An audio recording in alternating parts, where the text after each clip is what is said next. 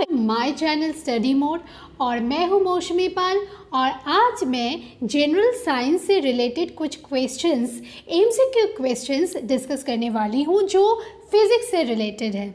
तो चलिए वीडियो को शुरू करते हैं।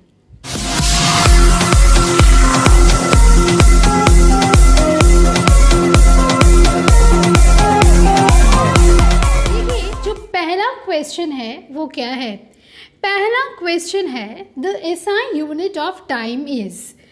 तो ये एसआई यूनिट क्या है, पहले चलिए ये जान लेते हैं। एसआई यूनिट मतलब है कि सिस्टम इंटरनेशनल यूनिट, ठीक है। तो एसआई का ये मतलब है। देखिए और भी तरह का यूनिट होता है जैसे कि एमकेएस सिस्टम, फिर सीजीएस सिस्टम में हम लोग मेज़र कर सकते हैं। तो जब ये एसआई यूनिट बोलेगा तो एसआई यूनिट की जो होता है टाइम के लिए वो होता है क्या, option C second. Hour, minute या डे नहीं है, हमेशा सेकेंड होता है। सेकेंड देखिए सबके लिए कॉमन है, सीजीएस में भी सेकेंड है टाइम का यूनिट। अगर आप एमकेएस में भी देखेंगे तो भी आप देखेंगे सेकेंड, और एसआई में भी आप देखेंगे क्या, सेकेंड है यूनिट टाइम के लिए। तो चलिए चलते हैं नेक्स्ट क्वेश्चन की तरफ। Number 2, number of seconds in a solar day. देखिए एक डे में कितने आवर्स होते हैं पहले आपको जानना पड़ेगा। ये तो आप सबको ही जानते हैं, कितना होता है 24 आवर, है ना। अगर 24 आवर है तो उसको पहले हमको किस में कन्वर्ट करना होता है, उसको पहले सेकेंड में मिनट में कन्वर्ट करना पड़ता है। तो अगर आप इसको मिनट में कन्वर्ट करना चाहते हैं तो आपको क्या करना होगा, इसके साथ 60 गुना करना पड़ेगा। तो वो क्या मिलेगा, 6 4 ज़ 24, 4 कैरी 2, 6 2 ज़ 12 प्लस 2 मतलब 144, और ये जो ज़ीरो है ये निकल के यहाँ पे आ जाएगा। इसके साथ क्या होगा, फिर से आपको 60 गुना करना पड़ेगा। क्यों? क्योंकि आपको मिनट्स पे आंसर नहीं है, आपको सेकेंड में आंसर चाहिए, ठीक है। तो इसमें क्या होगा, देखिए लास्ट का 2 ज़ीरो मैं यहाँ पे बैठा देती हूँ। 6 4 ज़ 24, 4 कैरी 2, 6 4 ज़ 24 प्लस 2 26, 6 कैरी 2, 6 1 ज़ 6 प्लस 2 8, ठीक है। तो निकल के कितना आया, 86,400 सेकेंड। सो हो गया क्या आंसर, ये हो गया ऑप्शन सी, ठीक है। चलिए चलते हैं नेक्स्ट क्वेश्चन की तरफ। तो क्वेश्चन नंबर 3 क्या है, देखिए we can hear a sound of frequency A 40,500 हर्ज, नंबर बी 2 हर्ज, नंबर सी 10 हर्ज, नंबर डी 100 हर्ज। तो पहले मैं ये बोलना चाहती हूँ कि ये फ्रीक्वेंसी क्या है। देखिए फ्रीक्वेंसी क्या है, इसका मतलब क्या है, देखिए एक सेकेंड में एक बॉडी कितना बार वाइब्रेट कर रहा है उसको जब हम मेज़र करते हैं उसको बोला जाता है क्या, फ्रीक्वेंसी। यानी कि मैंने क्या किया, the number of vibrations produced by a body in 1 second is known as frequency, ठीक है। तो अब ये जो फ्रीक्वेंसी है इसको हम किससे मापते हैं, इसको हम मापते हैं हर्ज से, HERTZ, ठीक है। हर्ज बोल के हम लोग एक यूनिट से इसको मापते हैं जिसको शॉर्ट में हम लिखते हैं HZ, ठीक है। तो आप और एक चीज़ आपको याद रखना पड़ेगा। देखिए इसका तो यूनिट हम लोगों को पता चल गया। अब हम लोग जो है, हम लोग कितने रेंज में हम लोग सुन पाते हैं, यानी कि Audible range of human being क्या है। देखिए Audible range of human being होता है कितना, 20 हर्ज से 20,000 हर्ज तक, ठीक है।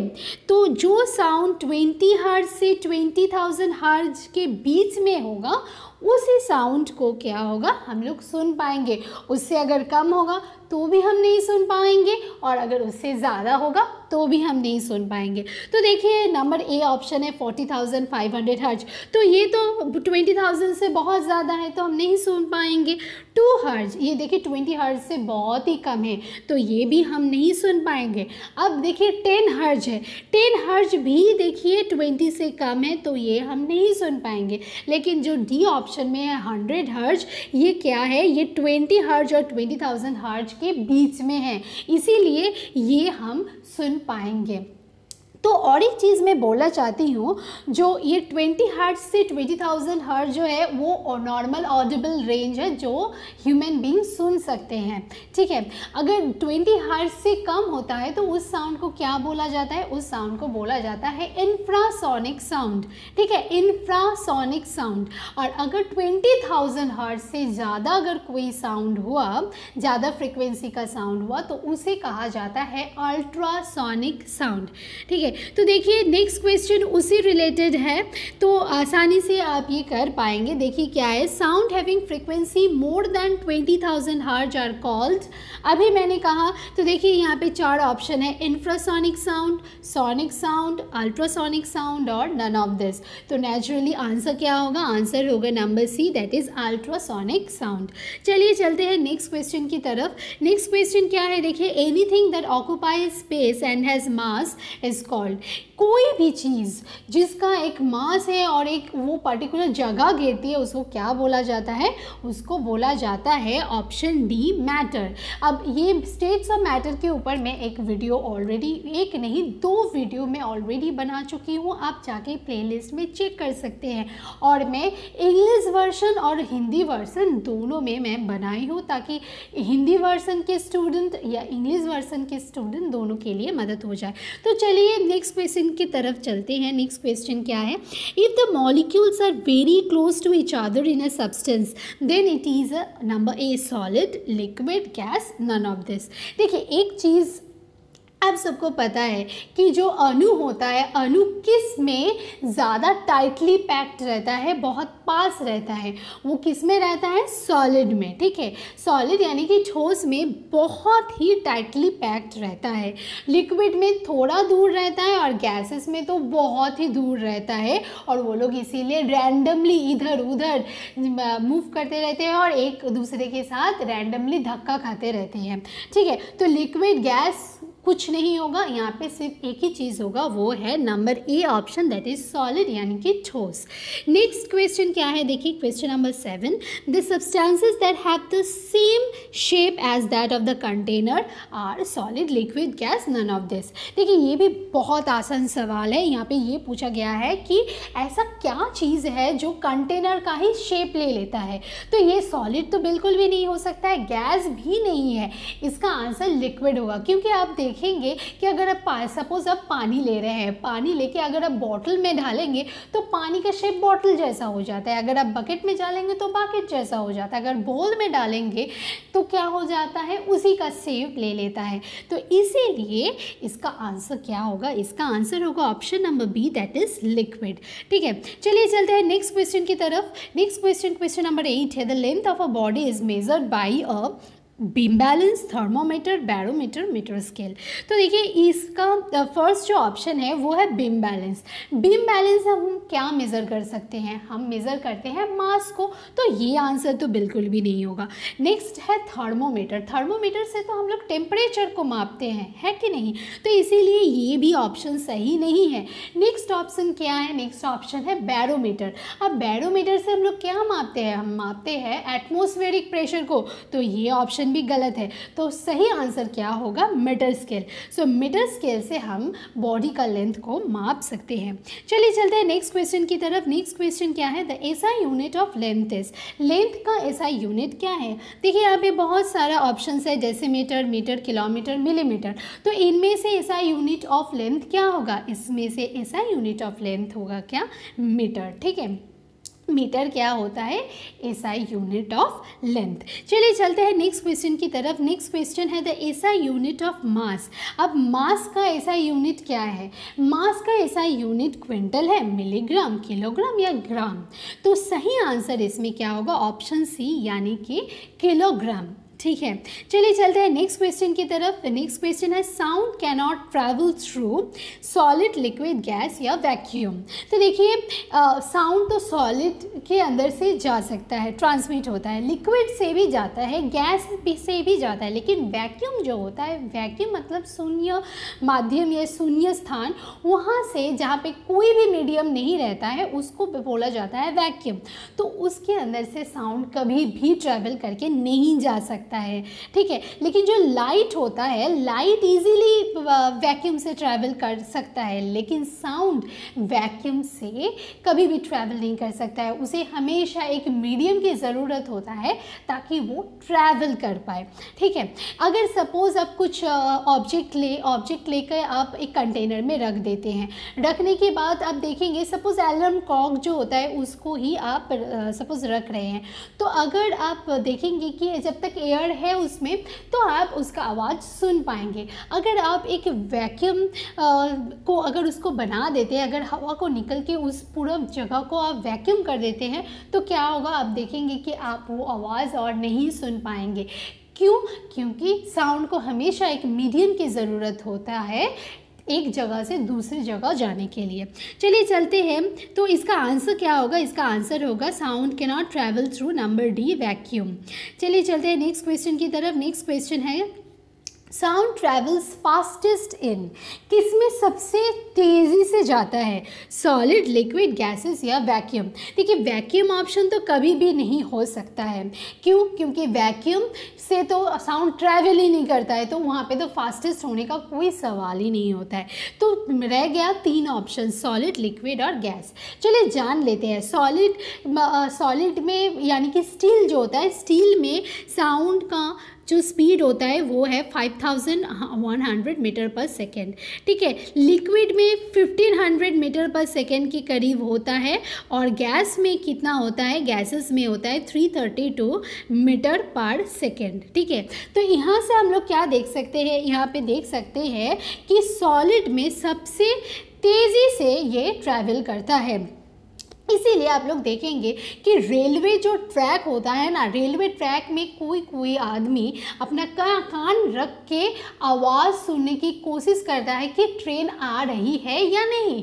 तो ये क्यों करते हैं? क्योंकि मतलब एयर से जितना जल्दी ट्रैवल होता है उससे कहीं गुना ज़्यादा जल्दी ट्रैवल होता है रेलवे ट्रैक से, क्योंकि रेलवे ट्रैक जो है वो स्टील या आयरन से बना हुआ होता है और उसमें उसका स्पीड कितना होता है?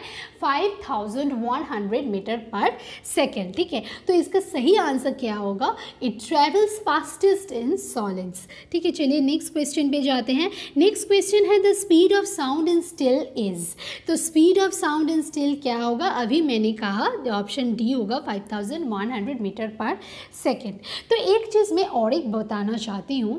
देखिए आप ये देखा ही होगा जब बहुत थंडर और लाइटनिंग होता है तब आप देखते हैं कि जो लाइटनिंग का जब होता है तो लाइटनिंग आप पहले देख सकते हैं, उसके कहीं टाइम बाद, कुछ सेकंड बाद आप क्या होता है, आप वो जो थंडर का जो आवाज़ होता है वो सुन पाते हैं।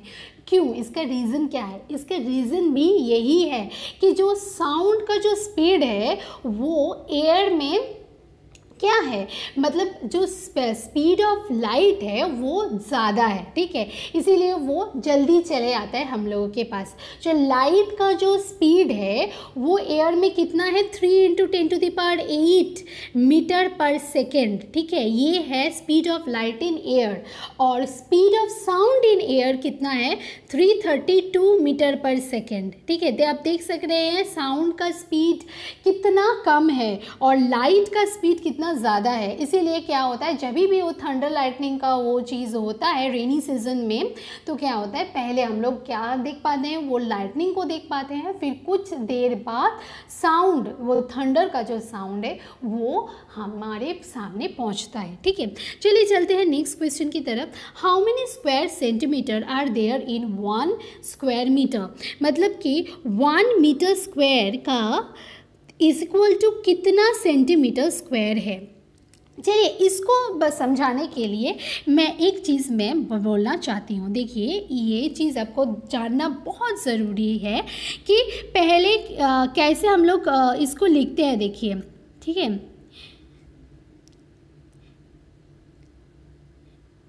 तो ये इसी तरीके से हम लिखते हैं, जो बीच में रहता है उसको बोला जाता है मीटर, ये है डेकामीटर, ये है हेक्टामीटर, ये है किलोमीटर, ये है डेसीमीटर, 3 सेंटीमीटर और है मिलीमीटर।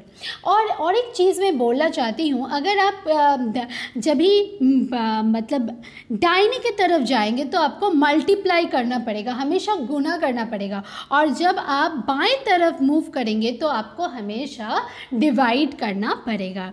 ठीक है, तो जब आप दाएं तरफ जाएंगे तो आप क्या करेंगे, मल्टीप्लाई करेंगे, और जब आप बाएं तरफ मूव करेंगे तब आप क्या करेंगे, डिवाइड करेंगे। तो देखिए इसमें हमको क्या करना पड़ेगा, मीटर से सेंटीमीटर को क्या करना पड़ेगा, भाग देना पड़ेगा, मीटर से सेंटीमीटर को आपको कन्वर्ट करना पड़ेगा।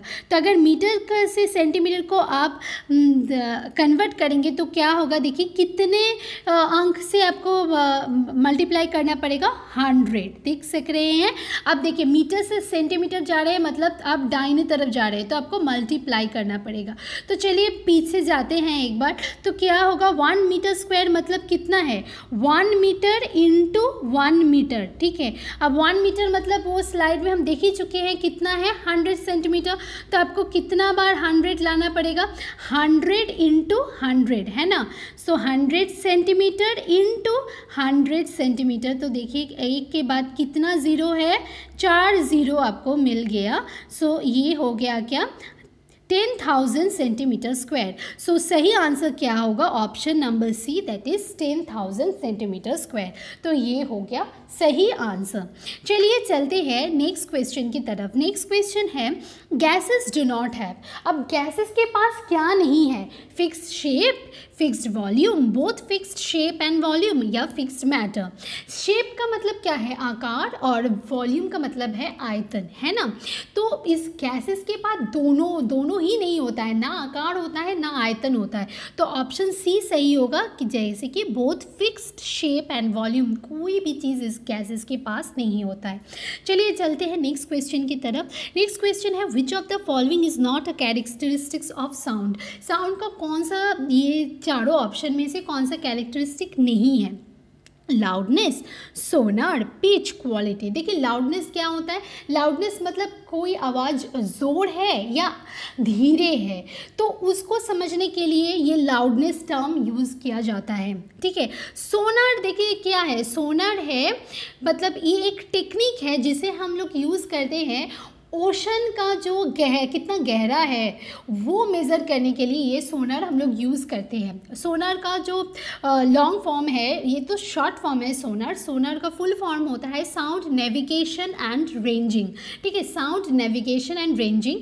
अब ये क्या होता है, सोनार में एक अल्ट्रासोनिक ट्रांसमीटर रहता है और एक रिसीवर रहता है। अब ये अल्ट्रासोनिक ट्रांसमीटर से क्या होता है, अल्ट्रासोनिक सिग्नल्स निकलते हैं। अब ये अल्ट्रासोनिक सिग्नल्स जब ये ओशन बेड को टच करता है तब क्या होता है, वो रिफ्लेक्ट करके वापस आ जाता है। जब भी वो रिफ्लेक्ट करके वापस आ जाता है तब वो जो रिसीवर रहता है वो रिसीवर उसको रिसीव कर लेता है, फिर वो कैलकुलेट करता है कि इसका डेप्थ कितना है, कितना गहरा है।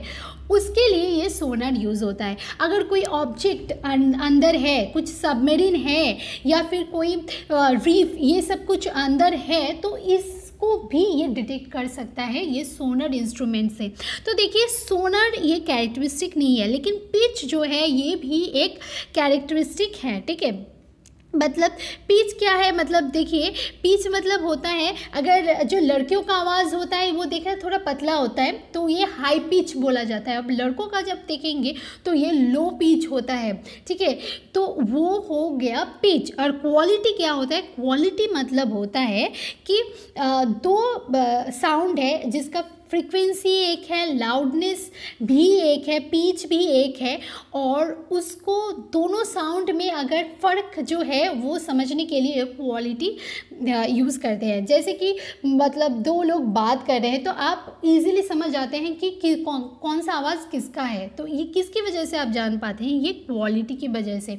अभी देखिए एक ही फ्रीक्वेंसी में सितार भी बज रहा है, गिटार भी बज रहा है, हारमोनियम भी बज रहा है। 3 अलग अलग इंस्ट्रूमेंट की बात मैंने बोल दिया। गया। 3 अलग अलग इंस्ट्रूमेंट है लेकिन सेम फ्रीक्वेंसी में वो बज रहा है, लेकिन फिर भी आप इसको आइडेंटिफाई कर सकते हैं। क्यों आइडेंटिफाई कर सकते हैं? इस क्वालिटी की वजह से आप आइडेंटिफाई कर सकते हैं।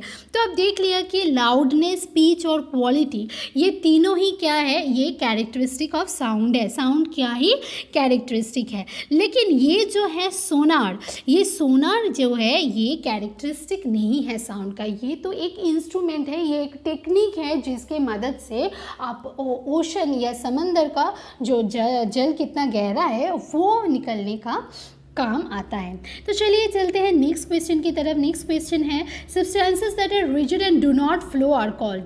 अब देखिए जो सब्सटेंसेस बहुत रिजिड कौन सा हो सकता है? ऑफ कोर्स सॉलिड ही होगा, क्योंकि उसमें मॉलिक्यूल्स या अणु जो है बहुत टाइटली पैक्ड होता है, एकदम कोई भी इंटरमॉलिक्यूलर स्पेस नहीं रहता है। उन लोगों में इतना, दो मॉलिक्यूल के बीच में इतना फोर्स ऑफ अट्रैक्शन स्ट्रांग होता है कि लोग बहुत रिजिड होता है और उसमें फ्लूइडिटी का प्रॉपर्टी नहीं रहता है, इसीलिए वो लोग कभी फ्लो नहीं करता है। ठीक है, तो ये हो गया, इसका आंसर क्या होगा? सॉलिड। ये तो बहुत सिंपल है। नेक्स्ट क्वेश्चन का देखिए, नेक्स्ट क्वेश्चन क्या है? Number 18, normal temperature of a human body. अभी एक ह्यूमन बॉडी का नॉर्मल टेम्परेचर क्या है? देखिए फर्स्ट ऑप्शन है 98.6 डिग्री सेंटीग्रेड। देखिए अगर पहले मैं ये चीज़ बोलना चाहती हूँ, टेम्परेचर को मेज़र करने के लिए हम लोग 3 यूनिट यूज़ करते हैं। एक है सेंटीग्रेड, एक है फ़ारेनहाइट और एक है केल्विन। ठीक है, इनमें से ये जो केल्विन है, केल्विन हो गया एसआई यूनिट। एसआई यूनिट है किसका? एसआई यूनिट ऑफ टेम्परेचर अगर पूछे तो आप क्या बोलेंगे? केल्विन है। ठीक है, तो अगर देखिए ये जो इसमें 98.6 डिग्री फ़ारेनहाइट होता तो ये सही आंसर हो जाता, लेकिन यहाँ पे बोला गया है 98.6 डिग्री सेंटीग्रेड, तो ये क्या हो गया? ये ऑप्शन गलत हो गया। नेक्स्ट जो है 37K यानी कि 37 केल्विन। देखिए अगर ये 37 डिग्री सेंटीग्रेड होता तो ये सही आंसर हो जाता, लेकिन यहाँ पे है केल्विन, तो ये ऑप्शन भी गलत हो गया। नंबर सी 96.7 डिग्री फ़ारेनहाइट, ये तो ऑप्शन गलत ही है। और ये देखिए ऑप्शन डी में क्या है? 37 डिग्री सेंटीग्रेड, और ये हो गया सही आंसर। तो सेंटीग्रेड में कितना होगा? 37 डिग्री सेंटीग्रेड। और अगर ये ऐसा भी दिया रहता 98.6 डिग्री फ़ारेनहाइट, देन ऑल्सो ये आंसर करेक्ट होता। ठीक है, normal temperature of a human body either 37 degree centigrade लिख सकते हैं या फिर 98.6 degree Fahrenheit. Next question number 19 क्या है? देखिए which of the following materials will reflect sound better. ठीक है, कौन सा चीज़, कौन सा मटेरियल साउंड को बहुत अच्छे से रिफ्लेक्ट कर सकता है? देखिए एक बात मैं बोलना चाहती हूँ कि जैसे कि लाइट रिफ्लेक्शन होता है वैसे साउंड रिफ्लेक्शन भी होता है। इसकी वजह से ही इको जो होता है वो प्रोड्यूस होता है कि नहीं? अब देखिए एक इको प्रोड्यूस होने के लिए 2 कंडीशन का ज़रूरत होता है। एक तो वो जो रिफ्लेक्शन हो रहा है वो साउंड जो है वो कितना सेकेंड बाद आने से हम लोग रिफ्लेक्शन को समझ पाएंगे। अगर वो 0.1 सेकेंड के बाद रिफ्लेक्टेड साउंड आए तभी हम लोग ओरिजिनल साउंड और रिफ्लेक्टेड साउंड के बीच का अंतर समझ पाएंगे। अगर 0.1 सेकेंड के अंदर ही वो वापस आ गया तो हम लोगों का जो कान है वो समझ नहीं पाता है कौन सा ओरिजिनल है और कौन सा रिफ्लेक्टेड साउंड है, इसीलिए हम लोगों को लगता है कि एक ही साउंड हम लोग सुन पा रहे हैं। लेकिन जब छोटा जगह होता है, देखिए रिफ्लेक्शन हमेशा ही हो रहा है, छोटा जगह हो या बड़ा जगह, लेकिन अगर छोटा जगह हो तो हम लोग इको नहीं सुन पाते हैं, आवाज़ नहीं गूंजता है। क्यों? तब क्या रिफ्लेक्शन नहीं होता है? ऑफ कोर्स रिफ्लेक्शन होता है, लेकिन हमारे जो कान है ये समझ नहीं पाता है कि कौन सा ओरिजिनल साउंड है, कौन सा रिफ्लेक्टेड साउंड है, क्योंकि बहुत टाइम स्पैन बहुत ज़्यादा कम है। 0.1 सेकेंड के अंदर ही साउंड रिफ्लेक्ट होके वापस आ जाता है, इसीलिए जो ईयर है वो समझ नहीं पाता है कि कौन सा ओरिजिनल साउंड है, कौन सा रिफ्लेक्टेड साउंड है। इसीलिए अगर आपको रिफ्लेक्टेड साउंड का परसीव करना है, अगर समझना है कि ओरिजिनल साउंड और रिफ्लेक्टेड साउंड के बीच में गैप होना चाहिए, मतलब 0.1 सेकेंड के ज़्यादा अगर होगा उसके बाद अगर रिफ्लेक्टेड साउंड आता है तब हम लोग को समझ में आता है कि ये इको है। ठीक है, तो ये जो 0.1 सेकेंड टाइम स्पैन के लिए मिनिमम डिस्टेंस कितना चाहिए? मिनिमम डिस्टेंस है 16.6 मीटर। ठीक है, अगर 16.6 मीटर है साउंड जिससे जहाँ से हो रहा है तब मतलब प्रोड्यूस हो रहा है और जो रिफ्लेक्टिंग सरफेस है उस दोनों के बीच का जो डिस्टेंस है अगर वो 16.6 मीटर है और जो अगर टाइम 0.1 सेकेंड से ज़्यादा है तभी हम लोग वो रिफ्लेक्टेड साउंड को समझ पाएंगे। ठीक है, तो ये हो गया रिफ्लेक्टेड साउंड का थोड़ा सा छोटा सा स्टोरी।